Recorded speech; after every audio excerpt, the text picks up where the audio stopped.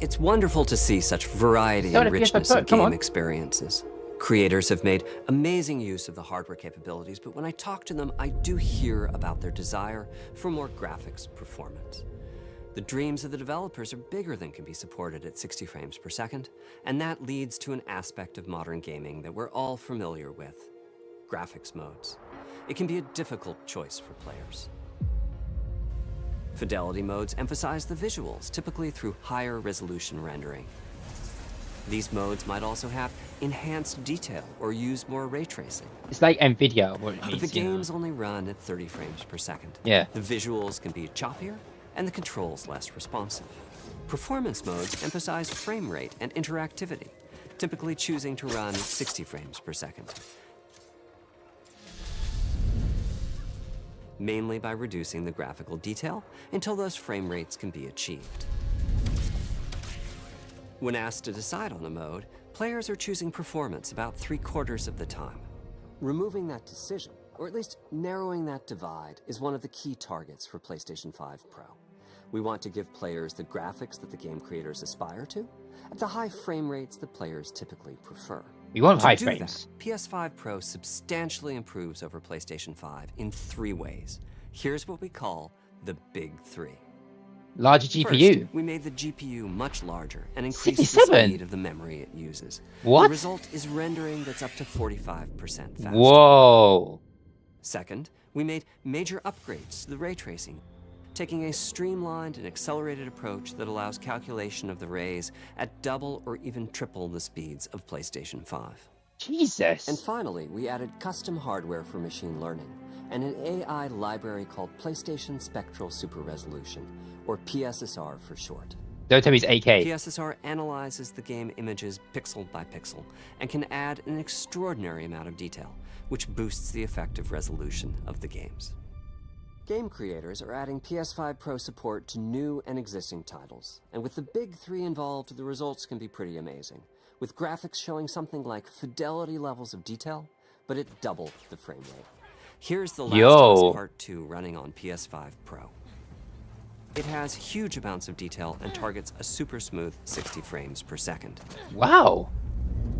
Let's compare this to the fidelity mode on PS5, which is only running at 30 frames per second and is therefore... I can tell the difference. Like the PS4 Pro has more like lighting or some shit. This goal of delivering almost fidelity-like graphics at performance frame rates has been achieved for a broad set of titles, including Marvel's Spider-Man 2 and Ratchet & Clank Rift Apart. We can see that PS5 Pro is close to doubling the power of PlayStation 5. Yo, I feel I want to get Another PS5 way Pro to already. compare the two consoles is to look at PS5 Pro versus performance mode on PS5, both of which target 60 frames per second. What we see here is a difference in detail. PS5 Pro is much sharper and crisper than PS5.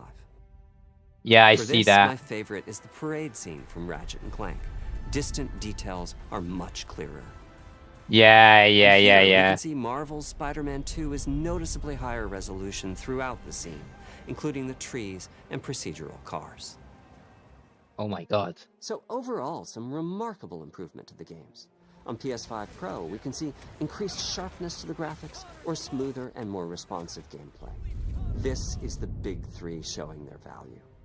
As you've been seeing, machine learning via the PSSR library is being used quite broadly to add pixel detail and boost frame rate.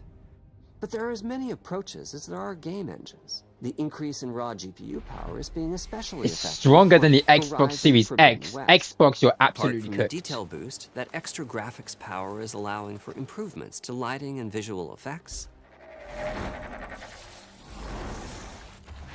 as well as to the hair and the skin in cinematics. Holy Open shit. up, guys. Dwarf's orders. Good enough for me. Ray tracing is finding broad usage as well, particularly when the games are focused on higher frame rates. The faster hardware in PS5 Pro can make a real difference. Allowing Gran Gran Turismo Turismo 7. 7 to add ray-traced reflections between the cars in gameplay, while Holy. continuing to support their targeted 60 frames per second. That boost in ray tracing is also delivering big wins for Hogwarts Legacy. allowing not only for better reflections and a greater variety of reflective surfaces, but also for further realism in the casting of shadows. I hope you've enjoyed this run-through of the technology behind PlayStation 5 Pro. Simply put, it's the most powerful console we've ever built, and a worthy addition to the PS5 family. Let me wrap this up by giving you a quick look at a number of games running on the new console. Oh, what's the new one? What does it give you look like? Ah, so the rumors are right. Yo. Don't let me hang it. Holy shit.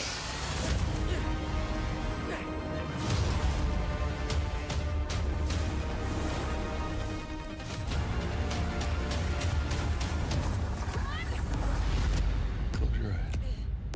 It'll be worth it. Okay.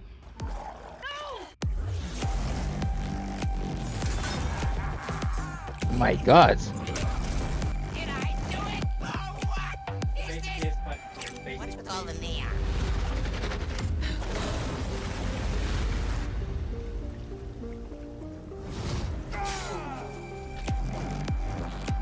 Crazy. Good, I want to buy the console.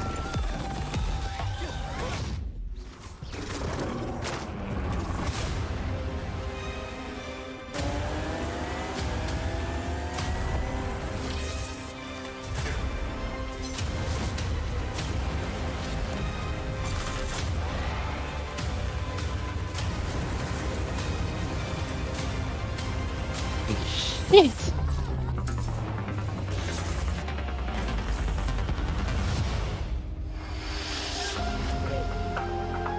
£700. November 4th, 7th.